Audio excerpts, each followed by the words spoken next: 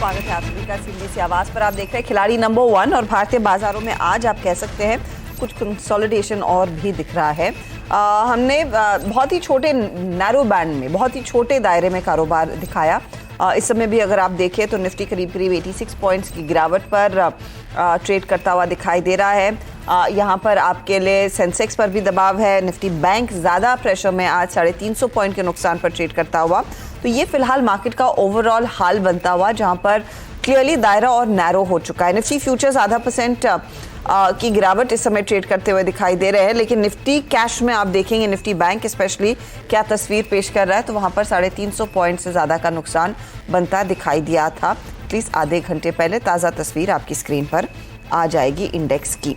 Nifty bank की मैं बात कर रही हूँ, वो रखिएगा प्लीज स्क्रीन पर। एडवांस डिक्लाइन रेशियो हल्का सा पॉजिटिव में था, लेकिन वो भी बहुत ही नैरो गैप बचा है तेजी और मंदी वाले ट्रेड्स के बीच में, यानी कि ओवरऑल आज मार्केट थोड़ा सा और संकरा होता हुआ दिखाई दे रहा है। ऐसे में हमारे जानकारों की क्या रणनीति रहेगी, किस तरह के ट्रेड्स पर वो फोकस करेंगे, ये समझना ज़रूरी है। तो पहले कल तक के रिटर्न्स क्या बने वो आपकी स्क्रीन पर लेकर आते हैं और फिर बात करेंगे आज के नए ट्रेड्स की। मैदान में हमारे तीनों जानकार जो है वो तैयार है। अमोल अठवले, रूपक डे और अरुण कुमार मंत्री। अरुण कुमार मंत्री करीब 1% के पॉजिटिव रिटर्न्स पर, 0.45% के पॉजिटिव रिटर्न्स अमोल के, और रूपक डे -3% के रिटर्न्स पर बैठे हैं। पहले तो कल तक जो हुआ सो हुआ, लेकिन आज अप्रोच क्या रहेगी, कंसिडरिंग कल हम एक्सपायरी की तरफ जाएंगे, वीकली एक्सपायरी रहेगी। अरुण, क्या प्लान है? कुछ और कंसोलिडेट कर सकता है क्या मार्केट? देखिए 18,500 मुझे लग रहा है इजीली मार्केट डिफेंड करना चाहिए। तो जिस हिसाब से ओवरऑल सेटअप है, 18,500 के पास एक बड़ा गैप लेवल भी है और 18,450, 18,500 इसके नीचे मुझे लग रहा है कल की एक्सपायरी नहीं होनी चाहिए। अगर मार्केट नीचे भी आता है तो ट्रैक्शन काफी अच्छा नजर आ रहा है। तो 18,500, 525 के पास निफ्टी आता है तो अच्छी अपॉर्चुनिटी रहेगी लॉन्ग करने के लिए। 18,700 के ऊपर भी मुझे जाता हुआ नजर नहीं आ रहा। तो ओवरऑल मार्केट मुझे लग रहा है बाय ऑन डिप्स की स्ट्रेटेजी बेटर रहेगी। 18,500, 550, 25 के पास आता है तो ये काफी अच्छी अपॉर्चुनिटी रहेगी इंट्राडे या बीटीएसटी लॉन्ग के लिए। 18,700 मुझे लगा 650 से 700 के ऊपर रेजिस्टेंस के तौर पर काम करेंगे। दो बड़े इवेंट है, एक तो जीडीपी के नंबर्स आज आने हैं, सेकंड जो डेट सीलिंग पे वोटिंग होनी है, वो दोनों ही चीजें आज मार्केट पे थोड़ा हैंग आउट कर रही है। इसी वजह से मार्केट कंसोलिडेशन में नजर आ रहा है। और मुझे लग रहा है अगर नीचे आता है मार्केट तो अच्छी अपॉर्चुनिटी रहेगी मार्केट में लॉन्ग करने। ओके, ये फिलहाल आपके लिए इंडेक्स पर पुल बैक ट्रेड देखने को मिल सकता है और बेसिकली 100 पॉइंट का दायरा रहेगा, लेकिन 18,500 डिफेंड करेगा मार्केट। रूपक, आप कैसे प्लान करेंगे अपनी रणनीति आज? जी, मेरा भी रणनीति मोर और लेस सिमिलर टू अरुण का जैसे रहेगा। जैसे कि कल मैं बता रहा था कि 18,600 पे जो पुट राइटिंग था वो अनवाइंडिंग हो रहा है, तो मेरे ख्याल से 18,500 तक निफ्टी नीचे आना चाहिए। हालांकि आज 500 तो आया नहीं, लेकिन 500 के पास गया और मेरे ख्याल से अभी यहाँ से इंडेक्स भी बेस्ट ट्रेड होना चाहिए। 18,500 का स्टॉप लॉस में लॉन्ग ट्रेड रहना। बट अगर मेरा रणनीति के हिसाब से बात करूँ तो मेरा स्टॉक स्पेसिफिक जो ट्रेड रहेंगे वो मीडियम स्मॉल कैप में रहेंगे, क्योंकि mid and small cap index strongly trade कर रहा है। तो और बैंक निफ्टी का बात करें तो 44,000 का स्ट्रॉन्ग सपोर्ट है। जब तक 44,000 होल्ड है तब तक तो प्रॉब्लम नहीं होना चाहिए बुल्स के लिए। तो मेरे ख्याल से नीचे के लेवल में बाइंग आना चाहिए और आज के दिन के लिए रेंज बाउंड ट्रेड रहेगा। रेंज बाउंड ट्रेड इंडेक्स के लिए और मिड कैप्स पर ज्यादा फोकस किया जाए। अमोल, मिड कैप्स पर नजरें या फिर कुछ हैवी वेट्स भी दिखेंगे? हर्षदा जी नमस्ते। आई थिंक निफ्टी के बारे में अगर पहले हम बात करते हैं तो पहला जो फर्स्ट आवर का जो सेल ऑफ था वो बॉट नहीं हुआ। मार्केट अभी भी लोअर रेंज के आसपास ही ट्रेड हो रहा है। ये थोड़ा सा वार्निंग सिग्नल दिखा रहा है, टेम्पररी करेक्शन शायद कंटिन्यू रह सकता है। मिड कैप स्टॉक्स में एक्टिविटी है तो I think focus mid cap stocks या स्मॉल कैप स्टॉक्स पे ही ज्यादा रहेगा। इंडेक्स वाइज अगर मैं देखूं तो 18,550 और 18,500 ये दो इंपॉर्टेंट सपोर्ट्स लेवल है। But buying on deep strategy के लिए मैं थोड़ा वेट करूंगा। कोई रिवर्सल आता है इंट्राडे चार्ट्स पे तो ही निफ्टी में बाय ट्रेड बनता है। ओके, तो रिवर्सल की उम्मीद और रिवर्सल आए तो शायद तेजी की पोजीशन लेना आप शुरू करना चाहिए। चलिए, हमारे जानकारों के जो ट्रेड्स आए हैं उस पर फोकस करते। तो पहले अमोल का पोर्टफोलियो दिखाइएगा, क्या हुआ है कल और आज के बीच में? अमोल ने इनफैक्ट ओलंपिक फार्मा का ट्रेड अभी भी होल्ड किया हुआ है। कल इन्होंने वोल्टास की बात की थी, तो वहां पर आज सुबह में एग्जिट किया 818 पर। एबी कैपिटल में कल एग्जिट किया और पीएफसी में कल प्रॉफिट बांधा। इनफैक्ट पीएफसी आरईसी जैसे ट्रेड्स काफ़ी चले भी हैं, वहाँ पर अच्छी पैसे बने हैं जानकारों के। अमोल बताइए, नया ट्रेड आज का? हर्षदा जी, मुझे एनसीसी अच्छा लग रहा है। करंट लेवल्स 117 के आसपास स्टॉक है। Target positional point of view से लगता है कि 127 तक जा सकता है और स्टॉप लॉस उसका रहेगा 114 का। स्टॉक एक रिवर्सल के बाद स्टॉक में अच्छा खासा मोमेंटम है और आज भी वीक मार्केट में भी स्टॉक अपना बाइंग स्ट्रेंथ है वो मेंटेन कर रहा है। हायर बॉटम फॉर्मेशन है इंट्राडे चार्ट्स पे, तो आई थिंक ये स्ट्रक्चर जो दिखा रहा है, टेक्निकल सेटअप जो बोल रहा है कि ये कंटिन्यूएशन रह सकता है। सो पोजिशनल पॉइंट ऑफ व्यू से एनसीसी अच्छा लग रहा है। ट्रेड है ये एनसीसी 127 के आसपास के टारगेट्स रखेंगे, 114 का स्टॉप लॉस। एक बार चार्ट दिखाइएगा एनसीसी का। आपको याद होगा जब ये कर्नाटक में नई सरकार की घोषणा हो रही थी, तब लग रहा था कि एनसीसी जैसे स्टॉक्स की धुलाई हो सकती है। उसके विपरीत स्टॉक ने बहुत तगड़े रिटर्न्स कमा कर दिए। पिछले 2 हफ्तों में क्या हुआ है, पिछले इस महीने में मई का अगर आप चार्ट एक मंथ का देखेंगे तो ये एकदम साइडवेज रहा, 4% की गिरावट देखने को मिली। तो उतना करेक्शन नहीं आया जितना बाजार को दरअसल डर था। इनफैक्ट ये स्टॉक अब फिर से अपनी चाल को मजबूत करने में लगा है। तो एनसीसी तेजी वाला ट्रेड। रूपक का पोर्टफोलियो अब देखते हैं। मदरसन वायरिंग के ट्रेड को अभी भी ये होल्ड कर रहे हैं और जेएसडब्ल्यू एनर्जी में भी इनकी पोजीशन अभी भी एग्जिस्ट कर रही है, जो तेजी का ट्रेड था। एक नया ट्रेड फिर जोड़ेंगे आप, क्या रहेगा वो? मेरा तीसरा ट्रेड रहेगा वेल कॉर्प। स्टॉक ने कंसोलिडेशन ब्रेकआउट दिया, मूविंग एवरेज के ऊपर सस्टेन कर रहे हैं और मोमेंटम इंडिकेटर भी इंडिकेट कर रहे हैं पॉजिटिव मोमेंटम शॉर्ट टर्म के लिए। तो मेरे हिसाब से स्टॉक 290 तक जा सकता है और एक स्टॉप लॉस मेंटेन करना होगा 248 का। 290 तक जाएगा काउंटर, 248 का stop loss. In fact Welspun Corp में नोटिस करी थी, नतीजे आए कल शाम को और उस पर भी स्टॉक आज दरअसल रिएक्ट कर रहा है। नियरली 6% के गेन्स उन नंबर्स के बल पर देखने को मिल रहे हैं। तो 290 का टारगेट और स्टॉप लॉस 248 का रहेगा। यह है फिलहाल आपके लिए वेल्सपन कॉर्प पर व्यू रूपक की तरफ से। अब चलिए अरुण कुमार मंत्री का पोर्टफोलियो देख लेते हैं। इन्होंने भी 2 ट्रेड्स दरअसल कैरी किए हैं। आईसीआईसीआई सिक्योरिटीज के साथ बने हुए हैं और महिंद्रा हॉलिडेज में भी वो तेजी वाला ट्रेड बाय साइड की तरफ ही रुका हुआ है। तो ये फिलहाल आपके लिए आईसीआईसीआई सिक्योरिटीज और महिंद्रा हॉलिडेज का एक बाय ट्रेड है। आप नया ट्रेड क्या जोड़ रहे हैं अरुण? अशाना जी, जो ट्रेड रहेगा वो इंटेलेक्ट डिजाइन में रहेगा। मुझे लग रहा है ये स्टॉक एक कंसोलिडेशन ब्रेकआउट से बाहर आ रहा है, 579 के आसपास है। तो इस स्टॉक को करंट लेवल पे लॉन्ग करें। 560 का स्टॉप लॉस रहेगा और 635 का टारगेट। 35 के लिए तेजी का कॉल यहाँ पर आप लेकर दे रहे हैं इंटेलेक्ट डिजाइन में और स्टॉप लॉस 560 के आसपास रहेगा। ये है आपके लिए इस समय का व्यू इंटेलेक्ट डिजाइन पर। अच्छा, डिक्सन टेक के लिए एक अपडेट आ रहा है कि भारत में मोबाइल फोन के लिए शाओमी इंडिया के साथ पार्टनरशिप का प्रस्ताव यहाँ पर आ रहा है और मोबाइल फोन मैन्युफैक्चर करेगा डिक्सन टेक शाओमी के साथ। शाओमी आपको याद होगा एक बड़ा एंड्रॉयड प्लेयर है, विश्व भर में दरअसल इसकी जो फॉलोइंग है और यूजेज है वो बढ़ता हुआ दिखाई दे रहा है और डिक्सन टेक भारत में मैन्युफैक्चरिंग के लिए करार कर रहा है शाओमी के साथ। 180 रुपए की बढ़त आज इस स्टॉक में देखने को मिल रही है। तो ये बात हुई डिक्सन की और इस समय स्टॉक में मोमेंटम। अच्छा, अब फोकस करते हैं बीईएमएल पर, जहां पर चौथी तिमाही के नतीजे अच्छे रहे हैं। मुनाफे में करीब 19% का इजाफा, एबिटा में 25% तक की ग्रोथ देखने को मिली। मार्जिन्स भी बढ़े, 20% के आसपास आए। हालांकि आय 18% कुछ दबाव में दिखी।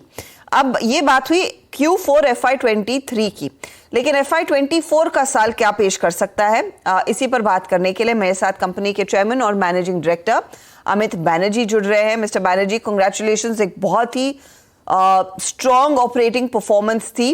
अगर आप मेरे को बता सके कि कहां से वो ग्रोथ लीड हो रही है और मार्जिन्स आपके 13 से 20% हो गए, तो ये मार्जिन्स में सस्टेनेबिलिटी है क्या और क्या ड्राइव कर रहा है इस इजाफे को? हमारे 4th क्वार्टर में जो है और पिछले फाइनेंशियल ईयर में भी 2 चीज के लिए मार्जिन थोड़ा हमारा ज्यादा हुआ है, इंप्रूवमेंट हुआ है। एक तो एक्सपोर्ट ऑर्डर आया हम लोग को, एक्सपोर्ट हम लोग सप्लाई किए हैं कैमरून को, लगभग 150 करोड़ हम लोग एक्सपोर्ट किए हैं कैमरून को। ये एक रीजन था। और एक रीजन है कि हम लोग रेल ग्राइंडिंग मशीन बना रहे हैं लोरम यूएसए के लिए, जो कि इंडियन रेलवेज को सप्लाई किया जाएगा। तो इसका कुछ रेक्स हम लोग सप्लाई किए हैं। सो ये दो प्रोडक्ट्स में थोड़ा मार्जिन ज्यादा था, इसलिए ये प्रोडक्ट मिक्स का चलते हम बोल सकते हैं कि हमारा मार्जिन इसलिए ज्यादा हुआ। ये नहीं है कि मटेरियल कॉस्ट कम हो गया है। ओके, तो बेहतर प्रोडक्ट मिक्स का फायदा आपके हाथ लगता हुआ दिखाई दे रहा है। सर, लेकिन आप क्या हमें बता सकेंगे अब यहाँ से आगे किस तरह की ग्रोथ आपके लार्जली ऑर्डर बुक में देखने को मिलेगी? ऑफ लेट आपने कई सारे रेलवे ऑर्डर्स बैक किए हैं, डिफेंस में भी इनफैक्ट आपका रन रेट काफी मजबूत रहा है ऑर्डर्स के लिहाज से। किस तरह की ग्रोथ FY24 में दिख सकती है ऑर्डर्स के लिहाज से? देखिए, FY24 में जैसे हम लोग FY24 शुरू किए थे, हमारा ऑर्डर बुक करीब 8,500 करोड़ था। लेकिन अप्रैल का महीने में हम लोग को एक वंदे भारत का ऑर्डर मिला है ICF से, जो स्लीपर वर्जन का है, 10 ट्रेन सेट का। वो करीब 675 करोड़ का ऑर्डर है। और बैंगलोर मेट्रो में भी जो है हम लोग 5R SDM प्रोजेक्ट में L1 हुए हैं। तो ये ऑर्डर हम लोग को अगले महीने तक मिल जाएगा। ये छोड़ के बाकी हम लोग के मुंबई मेट्रो का ऑर्डर है जो 576 गाड़ी का, और कलकत्ता मेट्रो का भी एक वेरिएशन ऑर्डर है 18 गाड़ी का, और main line electric multiple unit 80 गाड़ी का ऑर्डर हमारा पास है। और रेल ग्राइंडिंग मशीन भी हम लोग बना रहे हैं लोरम के लिए। तो ये सब प्रोडक्ट्स जो है, ये मिला के रेल एंड मेट्रो बिजनेस इस साल काफी अच्छा करेगा पिछले साल के तुलना में। और डिफेंस का तो जो है ऑर्डर्स हम लोग के पास है करीब 3,500 करोड़ से ऊपर ऑर्डर्स है डिफेंस में, और ऑर्डर्स भी आ रहे हैं। हाल ही में हम लोग को ट्रैक विथ माइंडफ्लो का ऑर्डर मिला है। फिर वो करीब आपका है 118 नंबर का। और हम लोग को एक स्पेयर ऑर्डर भी मिला है, वो करीब 250 करोड़ का स्पेयर्स ऑर्डर है एक पर्टिकुलर आइटम का। और जो आकाश प्रोजेक्ट जो BDL और बेल को मिला था, उसका जो बेसिक व्हीकल जो है हाई मोबिलिटी व्हीकल, वो हम लोग से लिया जाएगा। तो उसका भी नेगोशिएशन हो चुका है, 1-2 महीने में वो ऑर्डर भी आ जाएगा। तो डिफेंस में भी काफी सारे ऑर्डर्स फ्लो हो रहे हैं। पिनाका का हमारा पास ऑर्डर है 330 गाड़ी का, और पिनाका एक एक्सपोर्ट के लिए भी एक 40 गाड़ी का ऑर्डर है। और 50 टन ट्रेलर का ऑर्डर हमारा पास है 208 नंबर। ट्रैकविट माइंडफ्लो फॉर T90, ये हम लोग के पास करीब 1512 ऑर्डर है, जो कि हम लोग करीब 350 सप्लाई कर चुके हैं, बाकी हम लोग सप्लाई करने वाले हैं।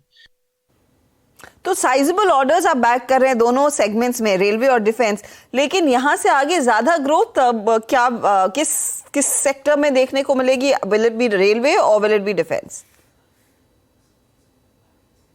दोनों, रेलवे और डिफेंस दोनों बहुत अच्छे करेंगे। देखिए क्या होता है ना, रेलवे में मेट्रो में एक ऑर्डर अगर मिल गया, जैसे बैंगलोर मेट्रो का लीजिए, वो 318 गाड़ी का है, वो हम लोग का ऑर्डर वैल्यू करीब 3,100 करोड़ का ऊपर होगा। तो एक ऑर्डर विन करने से काफी ज्यादा बढ़ोतरी हो जाती है ऑर्डर बुक का। डिफेंस का जो है ये ऑर्डर्स 200 करोड़ 300 करोड़ ऐसे करके आते हैं, लेकिन उसमें क्या है कि ऑर्डर्स ज्यादा रहते हैं डिफेंस में। तो ऑर्डर तो वैसे ऑर्डर बुक तो रेल एंड मेट्रो का बढ़ोतरी ज्यादा होगा डिफेंस से, लेकिन डिफेंस का बिजनेस भी उतना ही ग्रोथ एक्सपेक्ट कर रहे हैं हम लोग आगे चल के। और डिफेंस में जो हाई मोबिलिटी व्हीकल का रिक्वायरमेंट है वो काफी ज्यादा बोला जा रहा है, इसलिए टेंडर्स आने वाले हैं मिनिस्ट्री ऑफ डिफेंस से। तो आने के बाद ही पता चलेगा कि और कितना हम ऑर्डर बुक ले सकते हैं डिफेंस से। मैं आपसे फिर अब ये समझना चाहूंगी सर कि एक्सपोर्ट मार्केट में किस तरह की पोटेंशियल आपके हाथ दिखती हुई नजर आ रही है? क्या वहां पर एक लार्ज मिक्स देखने को मिलेगा आपके डोमेस्टिक ऑर्डर्स के साथ साथ एक्सपोर्ट ऑर्डर्स, इंटरनेशनल ऑर्डर्स का भी? एक्सपोर्ट में जो देखें हम पिछले साल करीब 178 करोड़ लगभग हम लोग फिजिकल एक्सपोर्ट किए थे, और एक डीम्ड एक्सपोर्ट जो हम लोग मेट्रो सप्लाई करते हैं वो भी डीम्ड एक्सपोर्ट की तरह माना जाता है। कुल मिला के हमारा एक्सपोर्ट डीम्ड एक्सपोर्ट के साथ करीब 800 करोड़ हुआ था पिछले साल। इस साल जो है कैमरून का तो ऑर्डर हम लोग सप्लाई कर चुके हैं, लेकिन हम लोग के पास रशिया, इंडोनेशिया का ऑर्डर है। ये सब माइनिंग एंड कंस्ट्रक्शन इक्विपमेंट्स के हैं, और मोजाम्बिक के साथ भी बातचीत चल रहा है mining and construction equipments order के लिए।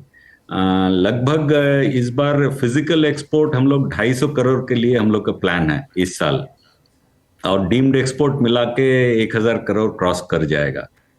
तो एक्सपोर्ट्स का business mining and construction business में काफी अच्छा है हमारा, लेकिन हम ये भी कोशिश कर रहे हैं कि हमारा रेल एंड मेट्रो बिजनेस और डिफेंस बिजनेस में कुछ एक्सपोर्ट ऑर्डर्स मिल जाए। रेल एंड मेट्रो का भी हम लोग कोशिश कर रहे हैं। हम लोग DMRC का साथ हाथ मिलाए हैं, वो बैरेन प्रोजेक्ट है, उसका आ जाने से हम लोग को एक्सपोर्ट ऑर्डर मिल जाएगा रेल एंड मेट्रो बिजनेस में भी। डिफेंस बिजनेस में G2G है, इसलिए गवर्नमेंट का थ्रू कोशिश जारी है कि हमारे व्हीकल्स को जो है वो एक्सपोर्ट हम कर सके। वैसे तो डिफेंस का जो हमारा हाई मोबिलिटी व्हीकल है, जो दूसरे कंपनी प्राइवेट कंपनीज को एक्सपोर्ट ऑर्डर्स मिले हैं, उसमें हमारा हाई मोबिलिटी व्हीकल जा रहा है दूसरे देशों में। जैसे कि वो पिनाका एक्सपोर्ट ऑर्डर है, फिर जो ब्रह्मोस का एक्सपोर्ट ऑर्डर है, उसमें सभी में हमारा हाई मोबिलिटी व्हीकल्स लिया जा रहा है। Final question sir, strategic divestment को लेकर, क्योंकि इस पर हर बारी हम उम्मीद करते हैं कि कुछ आइडिया लगे कि अपडेट क्या है। आपने क्या कुछ दीपम से सुना है कि अगला स्टेप क्या रहेगा? क्या अपडेट आप हमारे साथ इस समय इस मंच पर शेयर कर पाएंगे? देखिए, ये तो मीडिया में बातचीत चल रहा है, अभी तक हम लोग को कुछ मालूम नहीं। जितना भी डाइवेस्टमेंट के बारे में जितना काम दीपम कर रहे हैं, तो दीपम ही बोल सकते हैं इसके बारे में। लेकिन जहां तक कि बेमल लैंड एसेट्स लिमिटेड का सवाल है, ये दूसरा कंपनी फॉर्म हो चुका है और इसके नया बोर्ड ऑफ डायरेक्टर्स अभी किए बैठाए जाएंगे, और जो जितना भी सरप्लस लैंड था वो सभी BML लैंड एसेट्स लिमिटेड को ट्रांसफर कर दिए गए हैं। रजिस्ट्रेशन प्रोसेस अभी जारी है। उसके बाद जो नया बोर्ड जो होगा वो डिसाइड करेंगे क्या करने का उस लैंड का। डाइवेस्टमेंट का सवाल जो है BML में, वो दीपम ही डिसाइड करेंगे। हम लोग को ज्यादा कुछ मालूम नहीं है इसके बारे में। बहुत बहुत शुक्रिया सर हमारे लिए समय निकालने के लिए। It's always a pleasure speaking to you. All the very best FY24 के लिए। चलिए, इस मोड पर हम लेंगे एक छोटा सा ब्रेक, और ब्रेक के बाद ऑफ कोर्स जायजा लेंगे हमारे जानकारों के पोर्टफोलियो का। आप खिलाड़ी नंबर 1 हमारे जानकारों ने जो ट्रेड्स आज जोड़े हैं वो आपकी स्क्रीन पर लेकर आते हैं। अमोल अठवले ने अलेम्बिक फार्मा कैरी किया है। बाई साइड का ट्रेड था, वो 595 वाला टारगेट इंटैक्ट है, और जो उन्होंने नया जोड़ा वो है MCC 127 का टारगेट और 114 के आसपास स्टॉप लॉस लगाना है। अलेम्बिक 0.18 जोड़कर दे रहा है, NCC उससे ज़्यादा 0.56% तक के रिटर्न्स वहाँ पर बनते हुए। अब आइए आप रूपक डे के पोर्टफोलियो पर। तो 2 ट्रेड्स इन्होंने कैरी किए। एक तो मदरसन वायरिंग 67 का टारगेट इंटैक्ट, JSW एनर्जी 300 के लिए होल्ड कर रहे हैं। वेल्सपन कॉप नया जोड़ा 290 का टारगेट है, 248 का स्टॉप लॉस इन्होंने लगाया है इधर। अब आते हैं इनके रिटर्न्स पर। तो मदरसन वायरिंग आज कंट्रीब्यूट कर रहा है 1.22%, JSW एनर्जी ड्रैग कर रहा है, और वेल्सपन कॉप कुछ ज़्यादा तेजी की तरफ तो इनको ऐड करके इस समय तो नहीं दे रहा है। अरुण कुमार मंत्री ने महिंद्रा हॉलिडेज कैरी किया 344 का टारगेट। ICICI सिक्योरिटीज को अभी भी होल्ड कर रहे हैं 560 के टारगेट के लिए। इंटेलेक्ट डिजाइन अरीना ये नया जोड़ा 635 का टारगेट है और 560 इनका स्टॉप लॉस रहेगा। ICICI सिक्योरिटीज आज ड्रैग है, आधे % से ज्यादा का योगदान महिंद्रा हॉलिडेज में, लेकिन 0.17% का ड्रैग इंटेलेक्ट डिजाइन इस समय करता हुआ। अब लेकर आते हैं आपके लिए ओवरऑल सिचुएशन क्या है रिटर्न्स की। तो 0.84% के रिटर्न्स अरुण कुमार मंत्री के, इनसे ठीक पीछे 0.75% के रिटर्न्स अमोल अठवले के, और जो -3% के रिटर्न्स थे हो गए हैं वो 0.29% के नेगेटिव रिटर्न्स। तो इम्प्रूवमेंट रूपक के पोर्टफोलियो में भी ये है आपके लिए ताज़ा तस्वीर। जो भी बदलाव होगा इनके पोर्टफोलियो में उसकी जानकारी हमारे सोशल मीडिया हैंडल्स पर हम शेयर करेंगे। 1 बजे मिड कैप मंत्र में एक रिकैप भी लेकर आएंगे कोई भी चेंज का। याद रखिए, अमोल एक और ट्रेड अपने पोर्टफोलियो में जोड़ सकते हैं। ऑल द बेस्ट आप तीनों को। आज के लिए लेंगे एक ब्रेक के बाद ध्यान रहेगा कमोडिटी मार्केट के एक्शन पर। आप बने रहें CNBC आवाज के साथ।